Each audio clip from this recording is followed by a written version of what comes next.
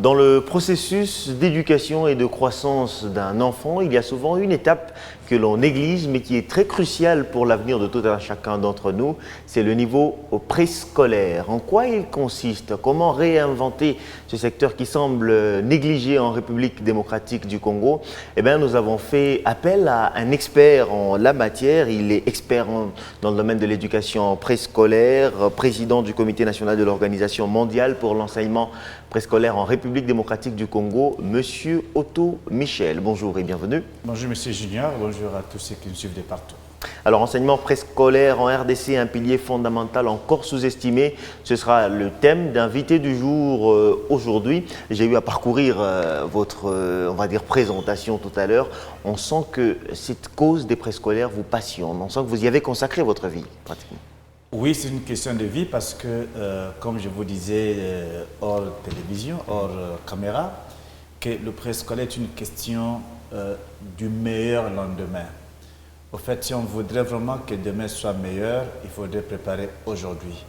Il y a des auteurs qui ont même dit que tout se joue avant 6 ans. Le préscolaire en soi, il faut comprendre que c'est, disons, s'il faut bien comprendre la chose, c'est la fondation de la maison. La fondation, aucune maison solide n'est possible sans une bonne fondation. Exact. Et la fondation, elle n'est pas seulement fondation, elle repose sur un autre support qu'on appelle semelle. Alors, s'il faut être pédagogique et à la fois artistique, la semelle sur laquelle se pose la fondation, c'est les 1000 premiers jours de l'enfant, donc de la naissance à 3 ans. Et ça, c'est la semelle.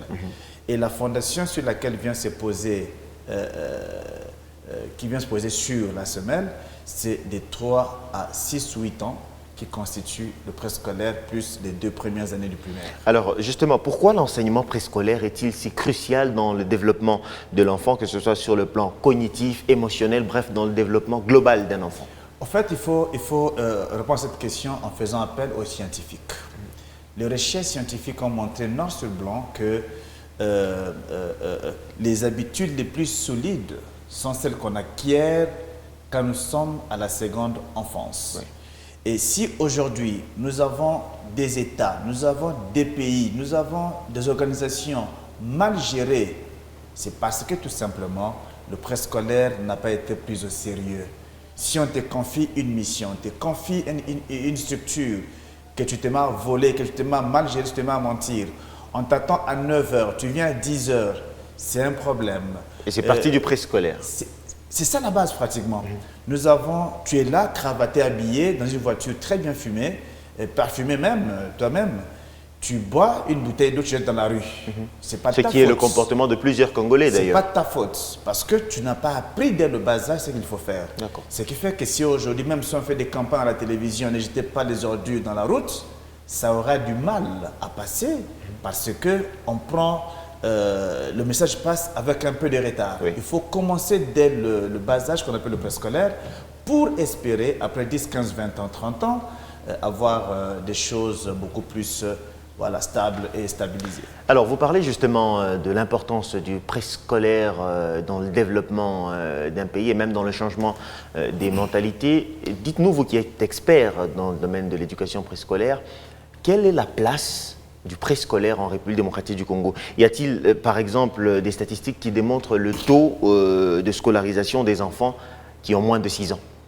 Ok, très bonne question. Il faut commencer par dire qu'en République démocratique du Congo, mon pays, notre pays, nous sommes un cas atypique. Oui. Et c'est malheureux de constater que déjà, la loi fondamentale, la Constitution de la République, ne dit rien, elle est muette sur le préscolaire. Exact. Ça, on ne parle que de l'enseignement primaire, secondaire. Voilà. Donc, et ça, c'est pas normal. C'est comme disait un chimiste disait que nous vivons un pays des générations spontanées. C'est pas possible. Est-ce que c'est une imprudence ou une négligence? Je pense que c'est une ignorance. C'est pas de l'imprudence, c'est pas de la négligence, c'est l'ignorance, tout simplement. Et maintenant qu'on sensibilise les députés, on sensibilise les politiques, il est temps de pouvoir penser à insérer les notions du préscolaire dans la Constitution. On quitte la Constitution, on vient dans la loi cadre.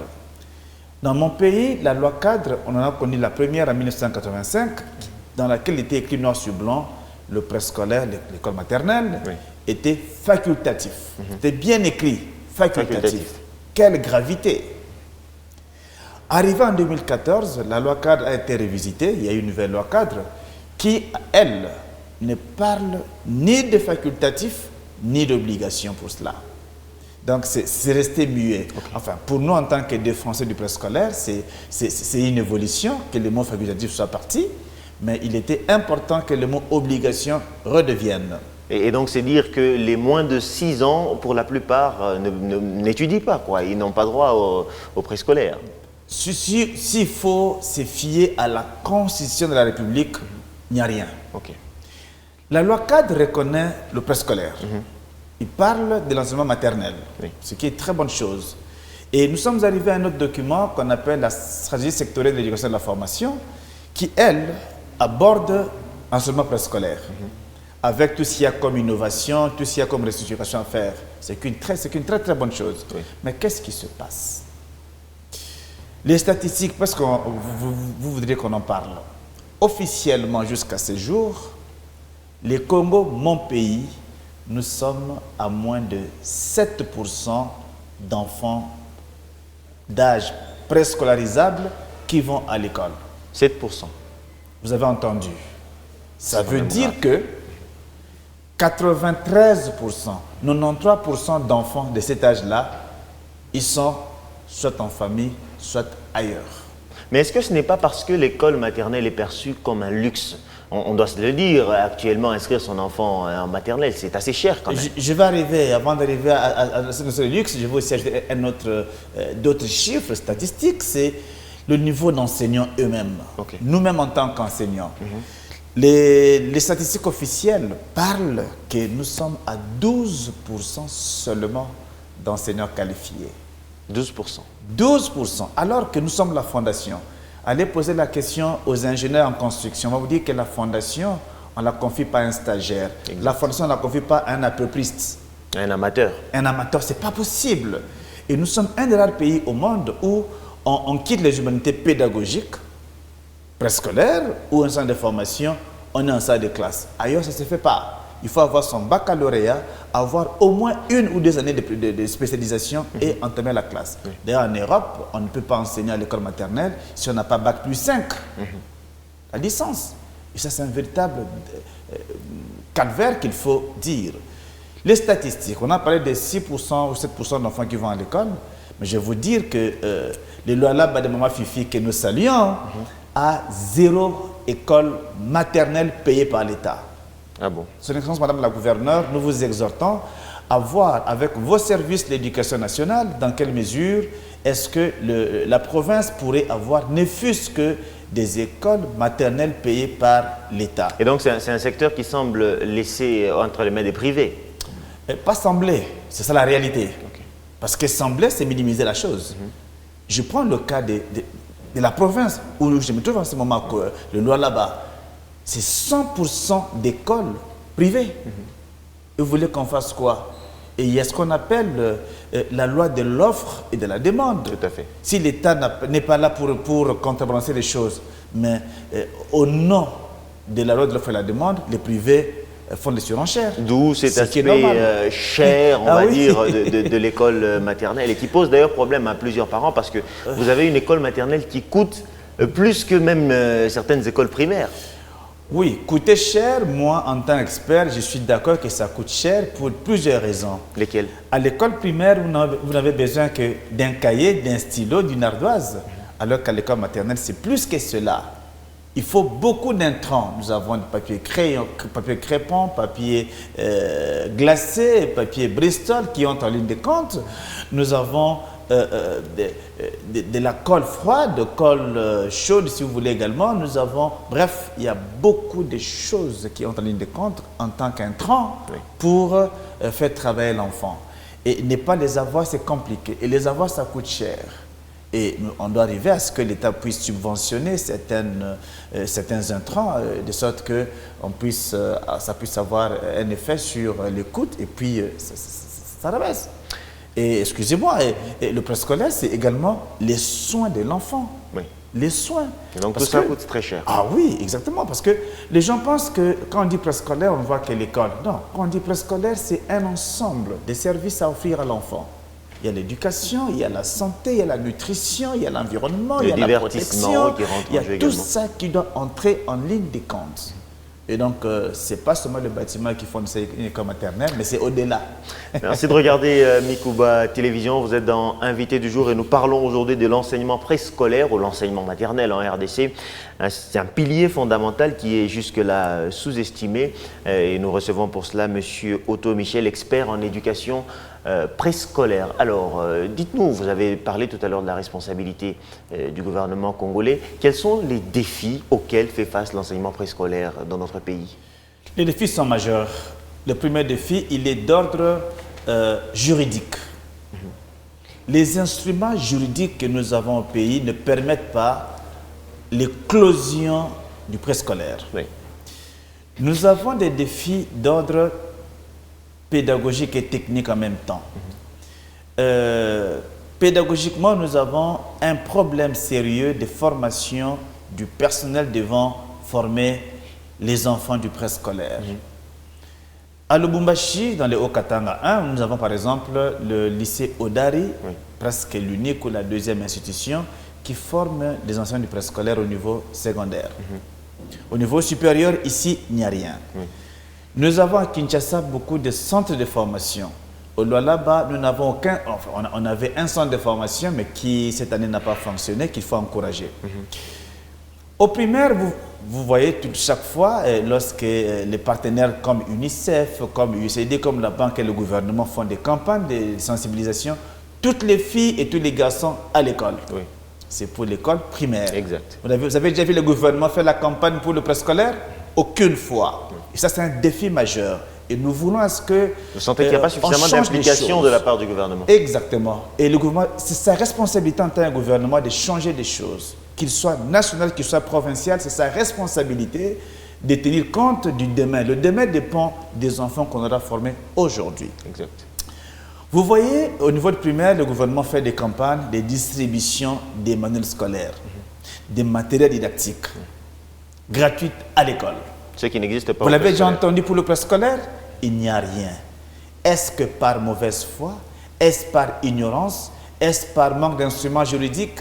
Moi, je pense qu'il y a un problème sérieux de cohésion entre experts et décideurs. Il est temps que nous puissions nous regarder en face et pouvoir discuter pour le bien de notre pays, parce que le Congo de demain dépend de ce qu'on aura fait des enfants d'aujourd'hui. Alors, vous parliez tout à l'heure des défis pédagogiques. Je précise que vous êtes un des rares, si ce n'est le seul, habilité à dispenser certaines formations aux enseignants du préscolaire. Et vous êtes d'ailleurs à Kolwezi pour cela. Vous dispensez en ce moment une formation aux enseignants au niveau de Watu et tout. Qu'est-ce que je raconte? De Yumbayaeri, voilà. Alors, dites-nous, comment vous évaluez l'enseignant du préscolaire? Est-ce qu'il est à la hauteur du défi? Bon, il y a un problème. Il y a un problème parce que et les parents, et les décideurs, et les promoteurs d'écoles privées pensent que parler français, c'est être intelligent. Parler français, c'est être capable de s'occuper des... Vous voyez, les enseignants et enseignants du primaire, ils parlent bien français. Oui. Et ça peut être un des critères qui fasse qu'on les recrute. Exact. Mais ils ne sont pas formés pour s'occuper de ces enfants-là. Vous voyez, hier par exemple, on a posé une problématique d'enfants à besoins spécifiques. Un enfant malentendant, un enfant qui a un problème de motricité, un enfant, comment s'occuper de lui? Où est-ce que cet enseignant et enseignante a appris à s'occuper de cet enfant-là? Oui. Nulle part. Exact. Et ça sont des défis. Et les enfants, il n'y a pas que ceux que nous appelons des normaux, mais les enfants vivant avec handicap, les enfants à besoins spécifiques ont également droit, comme tous les enfants également. Alors, pour répondre à votre question, la formation, il faut toujours continuer. Et qu'est-ce que vous avez apporté justement aux enseignants de Kolwezi durant la formation? Cette formation a consisté le thème c'était la conception et la présentation des travaux des enfants préscolaires. Vous voyez, chaque trimestre, chaque école remet à chaque enfant un lot de documents qu'on appelle album, qu'on appelle voilà, portfolio. Alors, comment est-ce qu'on fait ces documents-là? Beaucoup d'écoles ne faisaient que copier-coller ce qui s'est fait ailleurs. On est venu leur apprendre comment par eux-mêmes pouvaient arriver, par rapport à ce qu'ils ont comme ressources locales, à concevoir et à bien présenter les travaux des enfants, ce qui ferait à la fois une bonne pédagogie, à la fois un bon marketing pour les écoles, mais à la fois une satisfaction pour les parents pour envoyer le plus d'enfants à l'école. Alors nous sommes également à l'ère du numérique, Monsieur Otto-Michel. Le digital joue un rôle important. Pensez-vous qu'il faille réinventer l'éducation préscolaire en ce sens? Vous savez, le digital est aujourd'hui, je peux dire, c'est une notion presque obligatoire et devient inévitable, le digital. Cependant, dans notre pays, nous avons un sérieux problème lié à l'accès. Le digital est un problème d'accès pour mon pays, notamment déjà l'électricité pose problème, la connectivité pose problème, le matériel en soi pose problème et l'enseignant lui-même a un problème de maîtrise de l'outil. Ce qui fait que les enfants, qui sont des enfants que nous appelons des enfants de génération Android, ils sont de loin très avancés par rapport à nous-mêmes enseignants. Et donc, il y a un déphasage entre les deux. Un déphasage justement. Mais aujourd'hui, sérieusement parlant, éviter de parler du numérique, c'est jouer à la politique de l'Autriche. D'accord. Donc, je crois qu'il est temps pour les enseignants de se réinventer un petit peu en ce sens. Et là, le numérique, il y a son Excellence Madame la ministre nationale, ministre d'État, Raïssa Malou, qui insiste beaucoup sur le numérique. Et vous voyez, il faut suivre les interventions de monsieur l'inspecteur général chef de corps, Hubert Kimbonza. C'est fou. Lui, il insiste beaucoup, aussi bien pour l'inspecteur, l'enseignant que pour l'apprenant, que le numérique soit un des critères pour à la fois être bien coté, mais à la fois pour bien travailler. Et ça, l'autorité a déjà pris en charge. Je vois que c'est une bonne façon de faire les choses. Alors, vous avez clairement dit que si le préscolaire est raté, la suite ne sert à rien. Donc, inutile pour les gouvernants de s'impliquer au niveau de l'école primaire, secondaire, etc. si déjà le préscolaire est raté. Alors, quel plaidoyer vous pouvez formuler aux autorités qui nous regardent en ce moment pour que le secteur de l'enseignement préscolaire, l'éducation préscolaire, soit rehaussé un petit peu en termes de niveau? Il y a des principes qui disent, scientifiquement bien sûr, dans les mêmes conditions, les mêmes causes produisent les mêmes effets. Depuis que mon pays, la RDC, a été indépendant, le 30 juin 1960, on a suffisamment investi dans le primaire et le secondaire. Qu'est-ce qui a changé?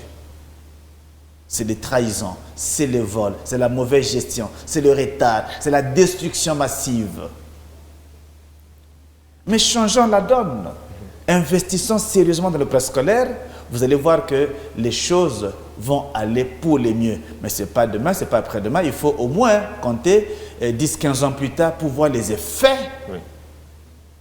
d'une vraie préscolarisation. Donc le plaidoyer consiste, en notre sens, de voir la Constitution reprendre la notion du préscolaire, de voir les instruments juridiques nationaux être en phasage avec les instruments internationaux et régionaux, voir le gouvernement qui déjà, il faut dire merci, a changé le ministère de l'EPST en éducation nationale et de la citoyenneté, ce qui fait qu'enfin, on peut se retrouver également concerné. Enfin, on peut se retrouver, pas de façon très claire. Bon, vous chutez parce qu'on est déjà à la fin. Et donc, c'est pour dire que le plaidoyer consiste à ce qu'on puisse avoir des écoles maternelles de qualité et gratuites dans le pays. Et aux parents également, n'hésitez pas à envoyer vos enfants à l'école maternelle parce que c'est très important. Merci beaucoup Monsieur Otto-Michel, expert en éducation préscolaire. Merci d'avoir accepté notre invitation. C'est moi qui vous remercie. C'est un plaisir, chers téléspectateurs. On se retrouve très bientôt sur Mikoba Télévision.